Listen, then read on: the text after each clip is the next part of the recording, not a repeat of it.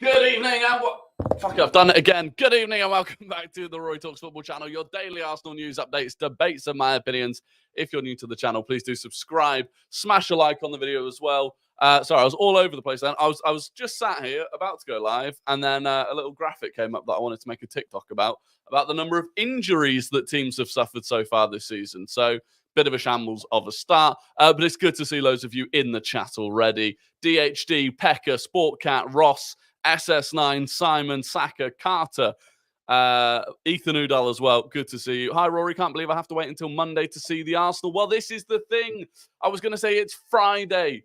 It's bloody Friday. And I love it. I love a Friday. But Arsenal aren't playing at the weekend. And so we have to get through another Monday before we see Arsenal play, which just is... It's disgraceful. It's disgraceful. And I don't like it. I don't like it. Have you seen the comments under your new TikTok? I've posted a few TikToks today. Which TikTok? Which TikTok? Let me know. Viktor, good to see you as well. Tobatron. I saw an article on BBC Sport said they're going to ditch blue cards but stick with sin bins.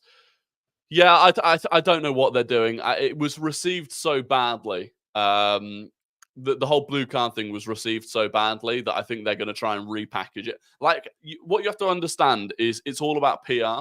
So whenever things don't work out well, what they tend to do is basically go away, repackage it, and then send it back out exactly as it previously was, but hope that it goes down better.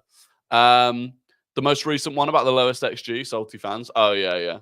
I mean, that's crazy. If you haven't seen it, I made a TikTok on my Rory Talks Arsenal TikTok account about the this graphic that shows the XG. In fact, why not I just stop being a donkey and pull the graphic up?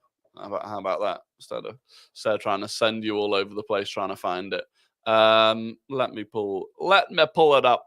But I hope you're all doing well. I do hope you're doing well. We're going to talk about strikers today. Where is this thing? Donde? Do you think Gyökeres is good enough? We'll talk about it. We will talk about it. Okay, here it is. So, let me pull it up. But no, I think Gyökeres. I think I've got my heart set on Gyökeres. So look at this. So what you're seeing here is along the bottom, you're seeing the shots conceded per game, right? So the further across to the right of that you go, the more shots a team concedes per game. And what you're seeing going upwards is the XG value of those shots. So expected goals conceded per shot.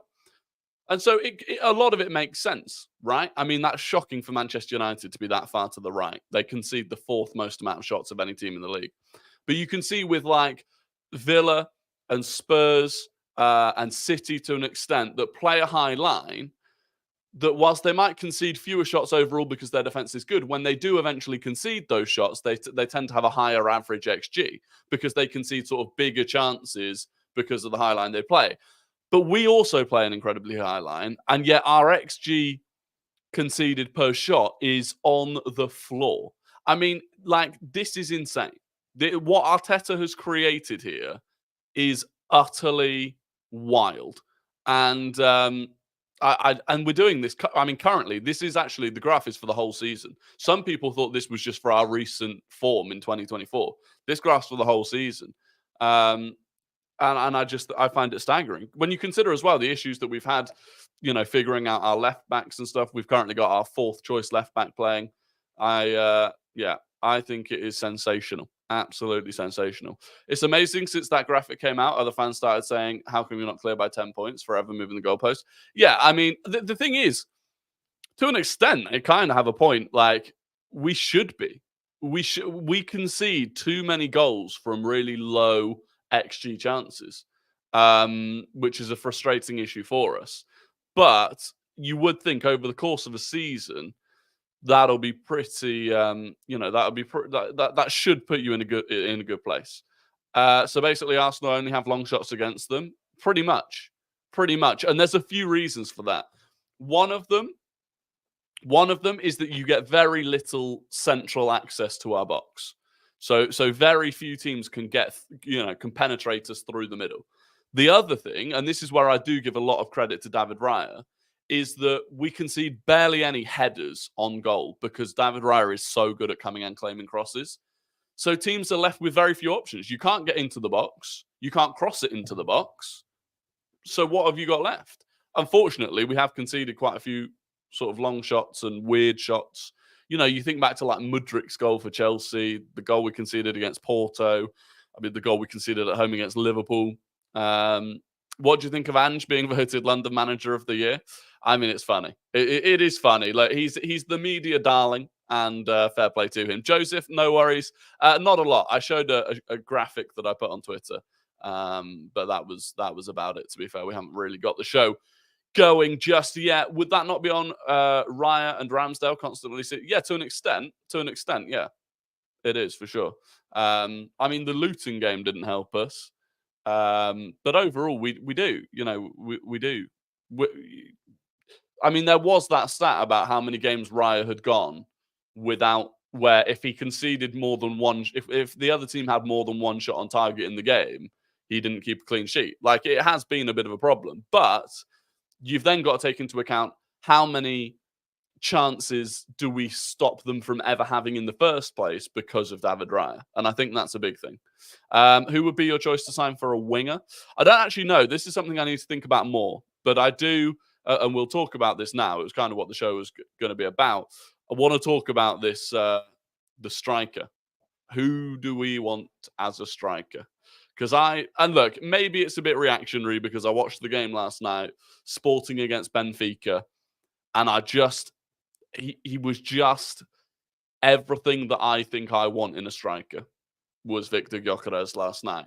And, you go onto his profile and you start scrolling down and you start trying to find, like, where's a weakness here? Where is a weakness? His overall profile, whatever 187 centimeters is, he's fairly average height. He's not a giant. 25 years old, just coming into his prime.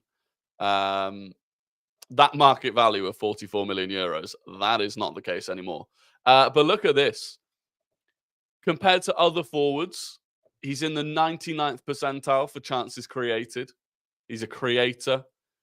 95% for touches. So this isn't the sort of striker that's never going to get on the ball and is just going to be a poacher. This isn't Haaland isn't that so much anymore. But, this isn't just a put him up top and leave him and hope you get the ball to him. Like, he gets involved. He really does get involved. 94% for goals. Carter says, if I'm being honest, I haven't seen much of him, but heard a lot of good stuff. Yeah. I've seen a fair bit of him now because I've been watching more, but look at this. In the Liga NOS this season, 17 goals and 8 assists in 22 games. He's averaging more than a goal contribution a game. And the thing is, they're spread out as well, which is important because you can get players that will bang. The best example was like Doku picking up 4 assists in that one game earlier this season, but then so many games he does nothing. Benfica, a goal. Rio Ave, a goal. Young Boys in Europe, a goal. Young Boys again, a goal. 2 goals, 1 goal. They're spread out, and I like that. You come down, those 17 goals that he has scored, all but one of them from inside the box. Brilliant. That's what we need. I think if you look, one of them was a header. 4 of them were off his left foot. 12 of them were off his right foot. He takes a few pot shots, but not a crazy amount. And then you just look at this, just green. And by the way, I've put this on per 90. So he benefits his total stats. Look at that. Look at the total stats, which they benefit because he plays basically every minute of every game. But even if you switch it to per 90, it's just green. Oh, God, no, that's what that nonce did on TikTok, isn't it? I'm not going to sing that one. But, you just scroll down, it's just green. Like, obviously, tackles 1 and stuff like that, which we're not too bothered about. Aerial duels 1, maybe that's a slight concern. That's quite low. The average is 56.9%. But outside of that, it's just difficult to see any sort of flaw to his game. It really is. Possession won in the final third. What are Arsenal massive on? Winning possession in the final third. He's at the absolute top. I mean, this is a serious guy. This is a serious guy. And, sometimes you just watch a player and you're like, I see it. I see it. And I just see him. I don't see Osimhen in an Arsenal shirt. I don't know why. I just don't. But I see Gyökeres in an Arsenal shirt, which is really irrelevant and could just be down to my own mental state. But the numbers are there. The numbers are there. How much do you think he would cost? So he has he's got a release clause. He's got a release clause of, I believe, 86 million. I believe his release clause is 86 million. So maybe you just go in and pay 86 million, depending on who's in for him. But it won't be any more than that. So absolute maximum, you're paying 86 million. Realistically, can you get him for... the issue with the release clause is you have to pay it all in one. So, if you can get him for like 70 million, something like that, I think it would be decent. A lot of people are now talking about Gyökeres, Sesko, and Evan Ferguson, because they were the three that David Ornstein kind of name-checked yesterday. And look, if Gyökeres is the guy, then I'm very happy with it. Chances of us actually bringing him in, I think relatively high. I already said, I don't think many big clubs are going to be going for strikers this summer. City won't be, Liverpool won't be, Man United probably won't be. Or if they do, you're like, if you're Gyökeres, you're like, well, okay, am I going to go to Man United and be a backup to Højlund, or how's that going to work? Spurs, maybe they do. Maybe they upgrade on Richarlison. And then you look around Europe, Chelsea may do. But apparently they want Osimhen. And then you look around Europe and there aren't many options either. So why would he turn us down realistically? Exactly. This is the thing. We're in a position now where, I don't want to sound arrogant, but I genuinely believe, if we bid the money, we can get anyone in the world. Because we are an exciting young project that's competing at the top. So if we can compete financially, there's no reason we shouldn't get our number one target. So look, if Gyökeres isn't Arteta's number one target and we don't go and get him, then fair enough. But yeah, for me, I just feel like my heart is set on Gyökeres right now, at least. Anyway, will Rambo play the Brentford game? Yes, he will. He will. Unless no, we didn't trigger the. We haven't triggered Dryer's permanent deal yet, have we? I remember there was talk of us doing that in the. There was talk of us doing that in the January, but I don't think we've done. No, Raya will be permanent, but I don't think we've officially. Have we done it yet? I don't think we did. I know there was talk of it, but I'm pretty sure he is still on loan technically. Obviously, it is going to be permanent in the summer. But here's an example, right? So let's do a comparison. Okay, let's do a comparison. So this is one of the other options, Benjamin Sesko. Immediately, top 95% for goals. Very good. 193 centimeters. That's what, 6 centimeters taller. That's what, like 6'4"? 6'4", tall guy, much younger. And this for me is one of the things where I think Gyökeres can come in and lead the line. I think Sesko takes a little bit of time. 7 goals and no assists in 20 matches so far this season in Bundesliga. Overall rating's not great. Of those 7 goals, 1 with his left foot, 4 with his head, unsurprisingly, and 2 with his right foot. So he scored more headers than goals with his feet. And then you come down here, per 90, look at this. This is the big thing that's completely different, right? This is the big thing that's completely different. Gyökeres is massively in the green for playmaking, for contributing outside of scoring goals. I mean, he's further up in the green in all of these anyway, but he's also green for all of this. And I think that's the big difference. I mean, the big difference is it's just far more orange than green, right? But for me, I think Gyökeres can do more of what Arteta still wants. I don't think Arteta wants a 30, 40 goal a season, even though Gyökeres maybe can do that. I don't think he wants that guy. I don't think he wants a Haaland. I genuinely don't. And so, for me, great. Sesko's 6'4", wins a lot of headers. You know, I'm sure his aerial duels won. I mean, his aerial duels won. Very good, as expected. But at that point, I'd rather have Kai Havertz. And Bundesliga is a bit of a harder league than Liga NOS. He is younger. He's not starting as many games. But I do think that Gyökeres is a lot better.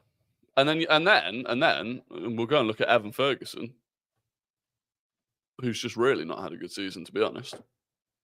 But these are the three that were name checked. I mean, oh dear. He has 183 centimeters, so he's shorter than all of them as well. So he's not going to be as big of a target man. Obviously, he's much younger, right? Much younger, much more raw. 6 goals in 13 games this season. Well, 24 matches, 13 started, 6 goals. You know, he's not been anywhere near as prolific. And then you come down to these stats, and again, you know, it doesn't look great. But again, Evan Ferguson's 19 playing in the Premier League. Very, very, very different, right? I'm sure if Evan Ferguson went out and played in Liga NOS in Portugal, these stats would be a lot better. But right now, look, Gyökeres is the guy that's doing it, you know? And you do have to be cautious, right? Gonçalo Ramos was unbelievable in Portugal. It really struggled at PSG. So you do have to be careful with it. Great question from Ethan Udall. What is Gyökeres' injury history? That is something that I do not know. Let me have a look. Let me look. So, Gyökeres' injury history. Then, of course, you've obviously got Ivan Toney, you've got Viktor Osimhen, but these are then the other group. According to Transfer Market, Gyökeres has never had a single miss. Well, he has no injuries, never. That his injury history is blank, nothing. And he's 25 years old. So Ramos wasn't near Gyökeres though. He wasn't bad, to be fair. So yeah, so in total, Gyökeres, he's just had no injuries. Literally, he's not missed a single day through injury. So he's played 327 games in his career, and he's never picked up an injury. So that's good. Very good, very nice. Ferguson had a fairly big injury at the start of the season, though. Yes, I think he did. But he's played a fair few games, right? And look, there's a combination of things, you know. Brighton haven't had as good a season. Like I said, he's in a much more competitive league. It's difficult to judge these things, of course it is. Same with Darwin Núñez, but he's starting to find his feet at Liverpool. He is. And Darwin Núñez was much younger, much rawer, hadn't played at all in England, had a big, cultural change. Like Gyökeres has played in England. He knows what it's like. He hasn't played in the Prem, of course. But in the same way that I'd be much more confident about a player making the step from the Championship into the Premier League. I think that helps him. At this point, why don't we just play Havertz and sign De Jong? Well, I do think we'll sign a left centre mid as well. But I don't think you can rely on, Kai Havertz, relative to what we've just seen with Gyökeres, 17 goals already this season, finishing from all different angles, all over the box. Havertz isn't that guy. I love Havertz. I'm really happy with the way Havertz is progressing. But he's not your guy that in the box is going to score that many goals. Arteta can sign a player from non-league and I'd still celebrate it as part of his plan. I mean, that is the truth. That is the truth. Whoever Arteta signs, I will just assume was the right choice. But I watched the Portuguese league for 10 years, and only Falcao and Cardozo are near him. That is, look, that's high praise. That is high praise. Havertz isn't reliable enough, unfortunately. I think some of that will come with time. But, I don't think Havertz, even if even if you're like, fine, we'll have Havertz and Jesus, and then we'll go and sign a left centre mid. Like, I think the reality is you have to sign a left centre mid and go and get another centre forward. Eventually, whether through injury or otherwise, Jesus will start becoming a utility player that doesn't start games. I think Gyökeres is the one. Downgrading goalkeeper. White, Zinchenko, Saliba, Martinelli, Erdegaard, not as good as last season. No Timber Partey all season. Overpaid 30 million for Rice. No centre forward and Saka overhyped. Yeah, we're challenging. I mean, that's the thing, right? This is the thing. It was like I made a video, I don't know, yesterday, I think, because I did a combined 11 of Arsenal, Liverpool, Man City. And I put in 3 Arsenal players into that 11. Saka, Saliba, Declan Rice. And people will comment and say, no Arsenal player gets into that team. No Arsenal player gets into that team. All right. So if no Arsenal player gets into the team, and yet Arsenal have beaten both Man City and Liverpool, dominated Liverpool, and we're in a title race where if they draw against each other in a couple of weeks and we beat Brentford and Sheffield United, we'll be top of the league. But with no players that get into a combined 11, Arteta must be a genius. But then no, apparently that's wrong as well. Apparently it's all just luck and injuries. We've been lucky with injuries despite having 7 or 8 players out through injury for the last couple of months. It's a tough one. It is a tough one dealing with the consistently changing logic of rival fans who just don't want to admit that we're not bad. We're not bad. VV Vlad's in the house. Good evening, Rory. Good evening, chat. Late to the party. Couldn't miss Guess the Gooner. You've not missed Guess the Gooner yet. What do you think of Mika Biereth? I like him. Still young, still raw. Time, again, I'm not going to pretend I've seen a lot of him. I've seen most of the goals that he scored. It looks like a player. Looks like a player that could maybe at some point integrate into the Arsenal team. I think he'll go out on loan again next season for sure. Maybe at a higher level than where's he at? Sturmgrad or whatever it is. I think he'll go to a higher level than that on loan next season. But it's good. It's good, to have players that are our players out on loan, performing in Europe. Worst case scenario, it's money in the bank when you sell them. As a Swede, I was sold on Gyökeres for my team when I saw the goal he scored against Belgium in the most recent match. I need to look that up. I've probably seen it, but I can't think of it off the top of my head. Do you think United will sack Ten Hag? And if so, who do you think they will go for? I do think they'll sack Ten Hag. It's very, very unusual for new owners not to sack the manager. It's not quite the same with Ineos because they're not the completely new owners. They're still not the majority owners. But for a new project, like if you're taking on a new project, they've already kind of said that they're going to take the whole sort of transfer strategy away from Ten Hag anyway. You've got half the dressing room that don't really get along with Ten Hag. They're not happy with the way he's dealt with certain situations. And tactically, I don't think he's shown that he is elite. At that point, I think they move on. Who they go for? Amorim, who's doing a really good job. I don't think Inzaghi will leave Inter. Nagelsmann after the Euros, but then that's a bit iffy, bringing someone in later in the summer. I don't know. It's interesting. It is interesting, but I'd be surprised if they don't get rid of him. Better Swedish striker, Gyökeres or Isaac? I mean, I really rate Isaac. I can't, even though I, dislike Newcastle, I'd be lying if I said I don't like Isaac. It's genuinely a tricky one. I'd say right now, just because of injuries, Gyökeres. Just because Isaac is a little bit injury prone. And he's one of those players, some players just look injury prone. Like, when they're quite sort of, what's the word? Like skinny and like, they just feel like they're easy to injure. Isaac feels easy to injure. And based on what I've just seen of Gyökeres' injury history, I don't think he is. We need something this season to back our performances. We do. It's frustrating that we're out of both cups, to be honest, because I actually think we could probably and should probably have comfortably won one of the cups. If we'd known, and I don't know how the draw worked in terms of how Chelsea and Liverpool both got there. I don't know who we would have played out of those two before the final, or if we would have. But you look at those two teams in the Carabao Cup final, we'd have smashed both of them.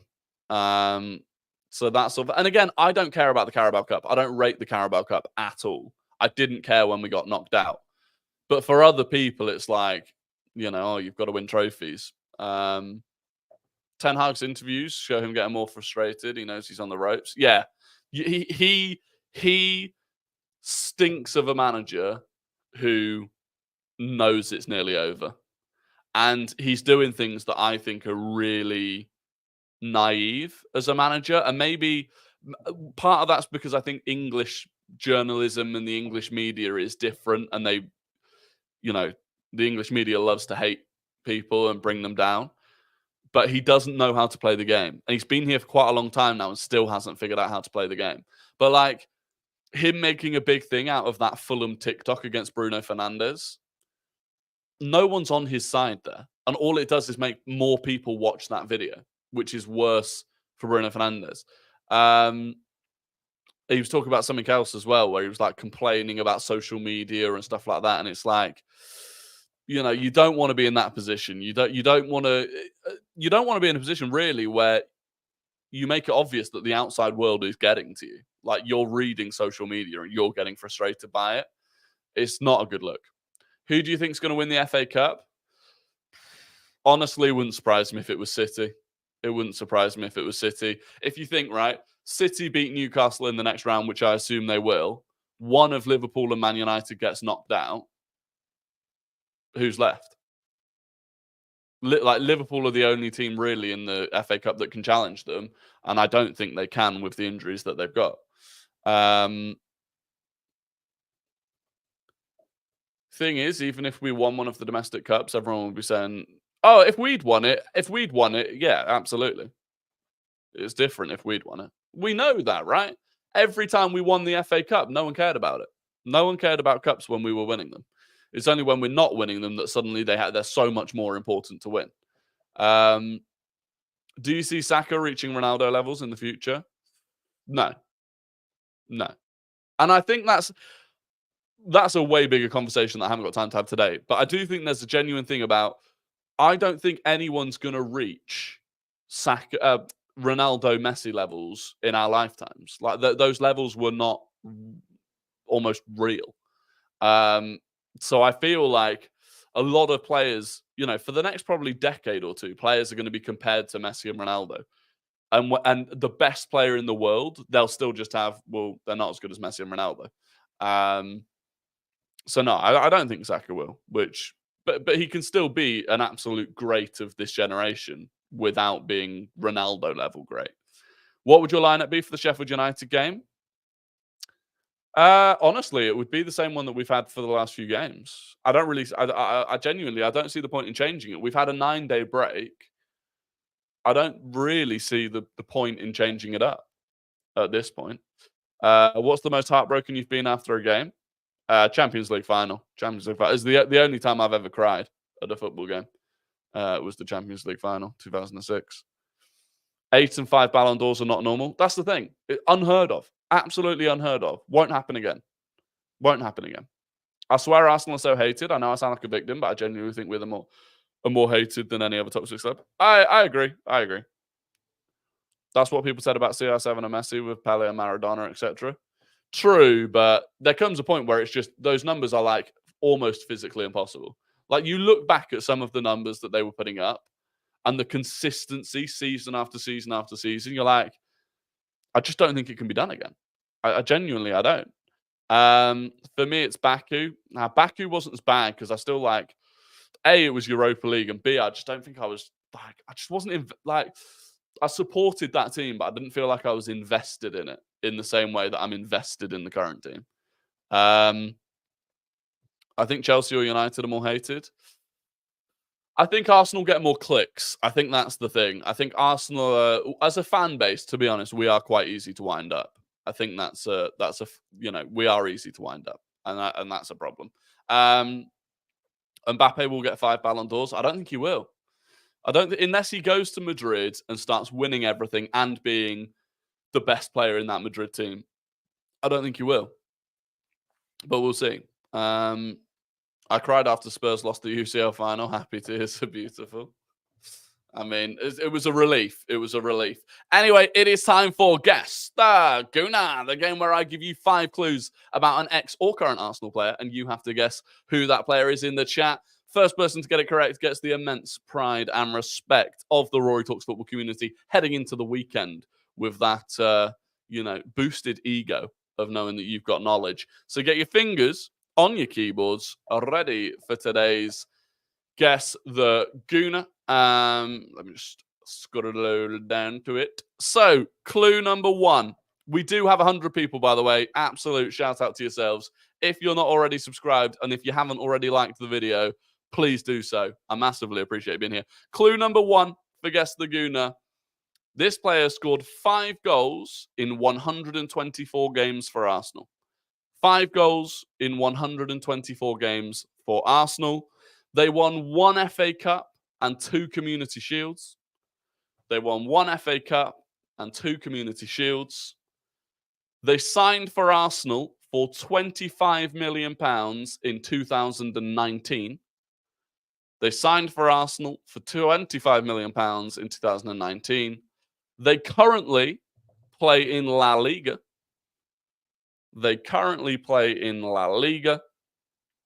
And they made their senior debut for Celtic.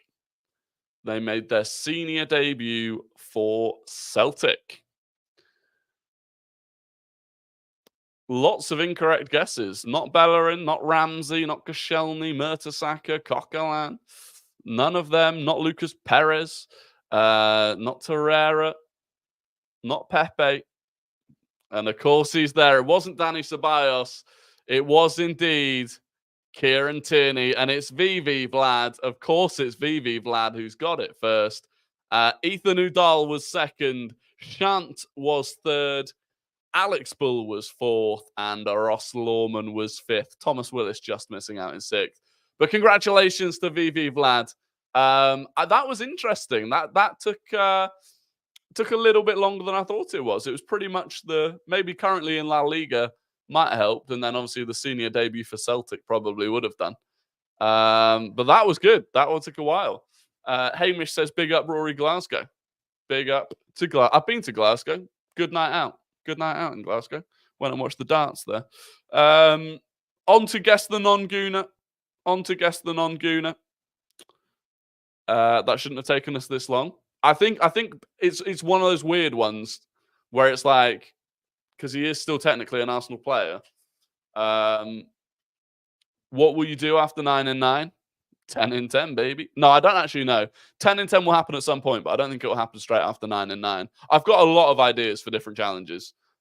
Just need to get this one done.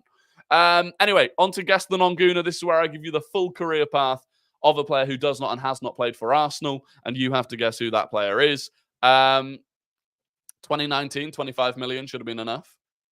Yeah, kind of. I thought people would get it earlier. Right, this player started their career at Birmingham City. They started at Birmingham City. They went on loan to Cheltenham.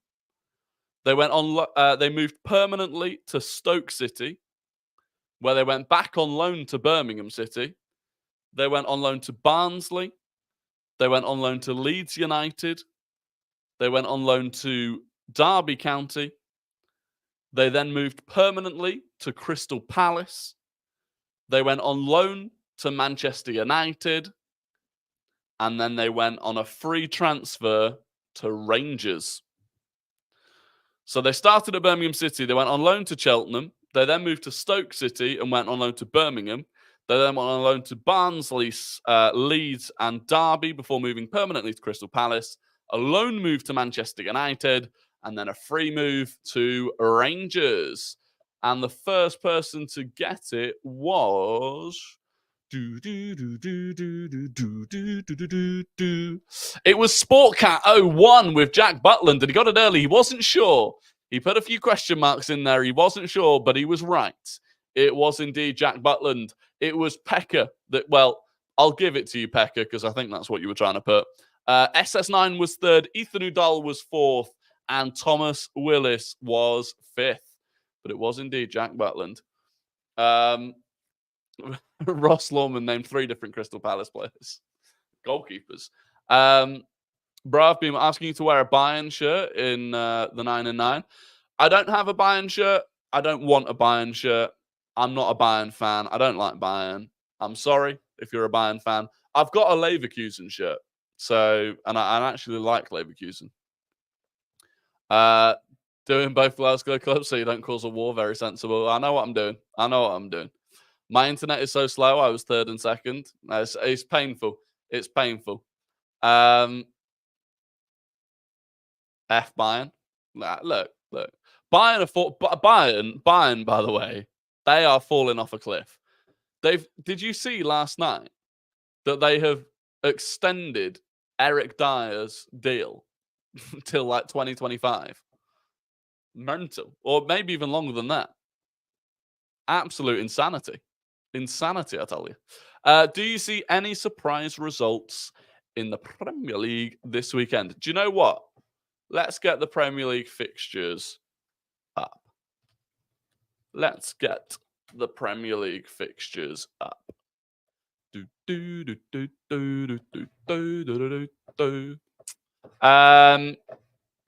Let's get them on the screen.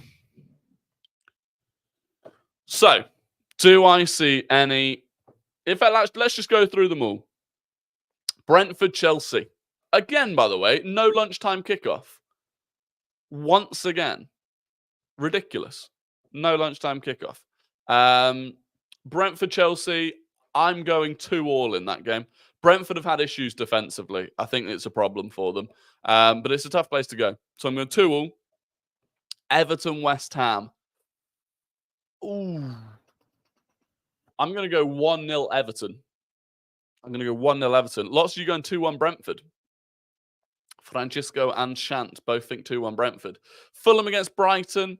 That could be a good game. I'm going to go 3-1 to Brighton. Brighton have looked a little bit better recently, I think. Magnus, no worries. No worries. It's good to see you here. You can watch back the show. You've missed most of the show, to be fair, Magnus. Mainly me getting very excited about Viktor Gyökeres. That was the majority of it. But we compared Gyökeres to Sesko and Ferguson. Newcastle Wolves. I'm going to go for a Wolves win. 2-1 Wolves. Ross Lawman's gone 4-0 Fulham against Brighton. Bold. Ethan thinks 3-0 to Everton against West Ham as well. Wolves to pip Newcastle 3-2. Interesting. Forest against Liverpool. I've just got a feeling. I've just got a feeling. I've got a feeling that Forest gets something out of the game. And actually, I think on the Top 6 show last night, I predicted a Forest 2-1 win. But I feel like Liverpool have been riding a wave, and they've been doing it with the kids.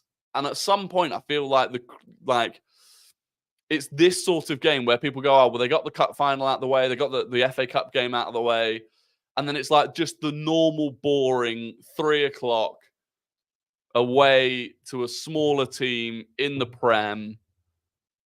I've just got a feeling. Has he already? Yeah, I've done guess the Gooner, Mevin. I have done guess the Gooner. Spurs against Palace. I think Spurs are going to win that. I think Spurs win that 3-1, unfortunately. I would love to predict otherwise, but I do think that. And then Villa against Luton. Villa are playing really well at the moment. I'd probably go like 3-1. 3-1 away win for Villa. Burnley against Bournemouth. Christ. I mean, why is that on TV? Why is Burnley against Bournemouth on TV, but we can't watch Spurs or Liverpool or Chelsea Like, what are we doing? What are we doing? But I'll go 2-0 to Bournemouth in that one. Manchester derby, I mean, realistically, I think City are going to win like 5-0. I can't even lie. I think City are going to win like 5-0. And then Sheffield United against Arsenal. I think we win that 5-0 as well. I'm going for it. I am going for it. Don't be deluded. What am I being deluded about? Liverpool would still win. Well, look, I've just got a feeling. I've just got a feeling. I've just got a feeling. I'm sorry. I'm sorry. I do have a feeling. I stay in Africa. I get all the games. Yeah. I wish I did. 3-1 to Arsenal. 7-0 to Arsenal. Yeah, we'll have a proper show. I'm gonna do a show at 6:30 on Monday. So we'll have a show before the game where we'll do all our final predictions. In fact, the team news will come out whilst I'm live on Monday. So that'll be fun. Pushing 100 views. Yeah, it's been crazy. The last, honestly, I've got to say, like the last few days especially, the numbers on the streams, we're pushing 100 each stream. And the playbacks afterwards as well. We're getting like a couple of thousand views on the playbacks as well. It's crazy. It is crazy, and I am incredibly grateful. Are you going to do a watch along? I am. So on Monday, and I'll push you over to it on Monday mainly. I'm going to do the normal show on here at 6:30 till about 7:15. We'll go through the team news when it comes out. And then I'm going to do the watch along on Tifo, which is this new streaming platform that I've been using. And I'll have a link to that I'll push you over to from there on Monday. So, yeah, busy night on Monday. Busy night. But we will be live on Tifo for the watch along for that one. I think Jesus starts on Monday. Yeah, you might be right. But then if we do still have to manage Jesus' game time, is Sheffield the game that he plays? That's what I wonder. Yeah, it's spelt like that. It's Tifo. But yeah, it's completely free. It's just like YouTube or Twitch or whatever. But it's new. It's brand new. I'm one of the first. Well, I was literally the first streamer on it when I started. And they're building the platform specifically for football fans. So compared to YouTube or Twitch or anything else, which isn't specifically for football fans, it's going to be specifically for football fans. And they're going to build it, getting feedback from all of us. So really excited for it. But I'll have the link to that over the next couple of days. But other than that, listen, I've got to wrap up the stream. I just realized I'm going to watch Dune 2. About to go to the cinema and watch Dune 2.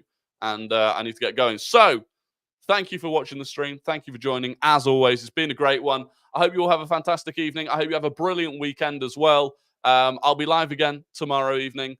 And yeah, other than that, enjoy yourselves and goodbye.